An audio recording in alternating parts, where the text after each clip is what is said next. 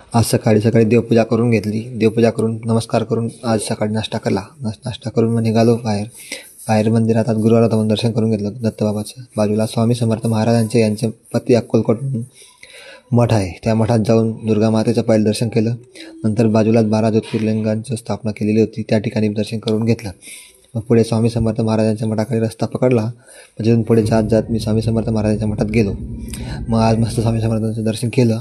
त्यानंतर पुढे म्हणतं सगळ्या महिलांनी आपली आपली इच्छा सांगण्यासाठी या ठिकाणी नारळ चढवतात. ज्यांनी बी नारळ चढवलं त्यांची इच्छा पूर्ण होते, अशी यातली ठिकाणी भावना आहे. मग निघालो पुढे ऑफिसला. म्हटलं आज तालुक्याला थोडं काम आहे म्हणून ऑफिसला आलो. तर ऑफिसला होतं कोणीच नाही आणि मस्त पिक्चर लावलेला होता भाऊ असतं डायरेक्ट. मग पुढे गेलो. पुढे घरी संध्याकाळी आलो तर घरी पूजा चालू होती स्वामी समर्थांची. आणि आज गुरुवार असल्याने स्वामी समर्थ महाराजांच्या मठात कीर्तन होतं. लहानापासून मोठ्यापर्यंत सगळे लोक आज महाआरतीला आलेले होते. आणि महाआरती असल्याकारणाने मठातलेच वातावरण एकदम प्रसन्न झालेले होते. आम्ही सगळेजण मग एकदम मठाकडे गेलो. मठात बघतो तर काय स्वामी समर्थ महाराजांचे दिव्य मठ एकदम प्रफुल्लित करत होता. आणि मग सगळे लोक जमत होते एक एक करून. स्वामी समर्थ महाराजांची आरती सुरू झाली. आरती सुरू झाल्यावर आरती संपली. आरती संपल्यावर महाराजांचे प्रवचन झाले.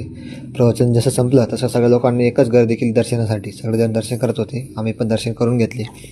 दर्शन करून मग निघालो महाप्रसादासाठी. सगळेजण महाप्रसाद करत होते. मी पण महाप्रसाद करून घेतला आणि मग निघालो घराकडे. जय श्री स्वामी समर्थ.